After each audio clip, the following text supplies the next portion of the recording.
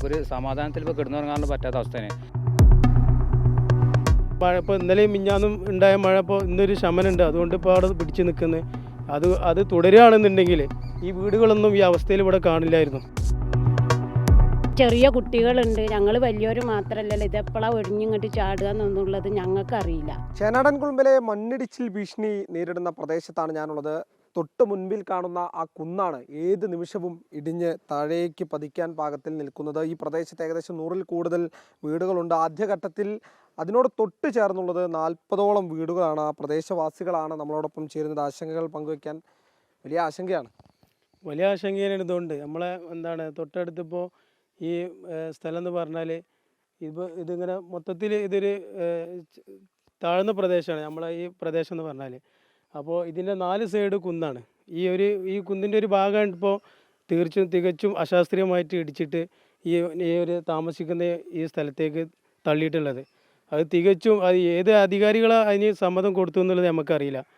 അത് ഇപ്പോൾ കുറച്ച് കാലമായി അവിടെ നടന്നുകൊണ്ടിരിക്കുന്നു. കോറിയും കാര്യങ്ങളൊക്കെ മുകളിൽ ഇതുവരെ നടന്നിട്ടുണ്ട്.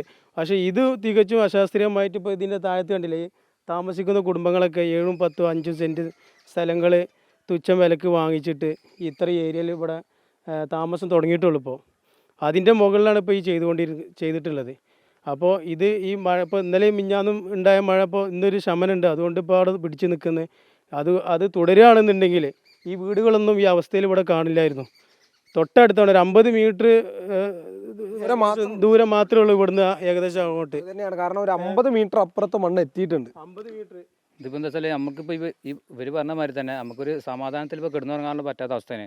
സ്വന്തം ഫാമിലിയുടെ കൂടെ താമസിക്കാൻ പറ്റണില്ല. നമ്മൾ രാത്രി കഴിഞ്ഞാൽ ബന്ധു വീട്ടുകളിലോട്ടോ മാറി താമസിക്കുകയാണ്. ഇത് എത്ര ദിവസം നമ്മൾ ഇതിങ്ങനെ നീളുന്നുള്ള യാതൊരുവിധ ഇതുമില്ല. അപ്പോൾ ഇതിന് അധികാരികൾ എത്ര പെട്ടെന്ന് ഇതിനൊരു തീർപ്പ് കൽപ്പിക്കണം. കാരണം ഇതിന് മുമ്പേ ഡെപ്യൂട്ടി തഹസിൽദാർ അതുപോലെ തന്നെ പഞ്ചായത്തിൽ നിന്ന് വില്ലേജ് ഓഫീസർമാരൊക്കെ വന്നിട്ട് നമുക്ക് നോട്ടീസ് തന്നൊക്കെയാണ്. നിങ്ങൾ ഒന്നില്ലെങ്കിൽ ക്യാമ്പുകളിലേക്കോ അല്ലെങ്കിൽ ബന്ധു വീട്ടിലൊക്കെ മാറണം എന്നുള്ളൊരു വിവരം തന്നിട്ട് ആണ് അവർ പോയിട്ടുള്ളത്. മഴ തുടരുകയാണെങ്കിൽ നമുക്കത് പ്രയാസം തന്നെയാണ്. നിലവിലുള്ള സമാധാനം നഷ്ടപ്പെട്ടിരിക്കുകയാണ്. തന്നെയാണ് എന്തായാലും ഈ ഉമ്മമാരൊക്കെ ഇവിടെ ഒരുപാട് വർഷമായിട്ടുള്ള തന്നെയാണ്. വർഷക്കാലം പഞ്ഞ് വരണമല്ലും വരും. അപ്പോഴും ഇതേമാതിരിക്കന്നല്ലേ ഈ കാര്യം അവസ്ഥ. അപ്പോൾ ആ മണ്ണൊക്കെ ഇങ്ങോട്ട് ഒഴിവാക്കിയ മണ്ണൊക്കെ അവരാണ് കല്ലും കോറിക്കിട്ട് തൂർത്തോട്ടെ. അതിന് പരിഹാരം കാണണം. ഇതിന് മുമ്പ് പരാതി കൊടുത്തിരുന്നല്ലോ, എന്നിട്ട് പോലീസ് വരവും ഒന്നും ഓല നിർത്തി വെച്ചിട്ടില്ലല്ലോ. ആ കല്ലും കോറി പിന്നെയും തുടർന്ന് വന്നു. കുറച്ച് മുന്നേ കല്ല് ഒഴിവാക്കി പോയിരുന്നവർ. എന്നിട്ട് പിന്നെ ഇപ്പോൾ വീണ്ടും കല്ലിന് വില കൂടിയപ്പോൾ കല്ല് കിട്ടാനില്ല പറഞ്ഞപ്പോൾ ഞങ്ങൾക്കൊക്കെ പേരാറ്റിനൊന്നും കല്ല് കിട്ടാണ്ടായിരുന്നില്ല. പോലീസുകാർ കല്ല് വെട്ടാനയക്കൂല, മണൽ കൊണ്ടുവരാനയക്കൂല. അപ്പം പിന്നെ എങ്ങനെ ഇത് ഞങ്ങൾക്ക് ശല്യം വരുന്നോട്ട് ഇങ്ങനെ വെട്ടാനയച്ചത്? അപ്പോൾ അത് പ്രശ്നമല്ലേ. ഞങ്ങൾ പേടിച്ചിട്ട് ഞങ്ങൾ താഴത്തേക്ക് ഇറങ്ങിപ്പോൾ ഞങ്ങളാരോടൊക്കെ പോകണം. മുകളിലായിരുന്നു ഞങ്ങൾ. മുകളിൽ പേടിച്ചിട്ടാണ് താഴത്തേക്ക് ഇറങ്ങിയത്. അപ്പോൾ താഴത്തിറങ്ങിയപ്പോൾ അതിലേറെ കഷ്ടമാണ് ഞങ്ങളുടെ ജീവിതം. ബന്ധുവീട്ടിലാണ് താമസിക്കുന്നത്. ഈ വീടുകളിലൊക്കെ ഉറങ്ങാൻ വരെ പേടിയായിട്ട് ഉറങ്ങാൻ പേടിയാണ്. രാത്രിയായ ഞങ്ങൾക്ക് വയസ്സായ ഉമ്മയിപ്പോഴാണ് ഓരോരുത്തർക്കാണ് മണ്ടാൻ വയ്യ, അവർക്കും കൊണ്ടുപോകാൻ വയ്യ. ഓരോ കിടന്നമ്മ 2 ആൾ താങ്ങി പിടിച്ചിട്ടാണ് കൊണ്ടുപോകാൻ. അപ്പം ഞങ്ങൾ പേടിച്ചുകാണ്ട് കിടക്കുകയാണ്. അവർക്കും പോയിട്ടില്ല. ഭയങ്കര സങ്കടത്തിലാണ്. അതുകൊണ്ട് ഇപ്പോഴും തീർമാനം ഉൾപ്പെടുത്തണം. അതന്നെ എല്ലാവർക്കും.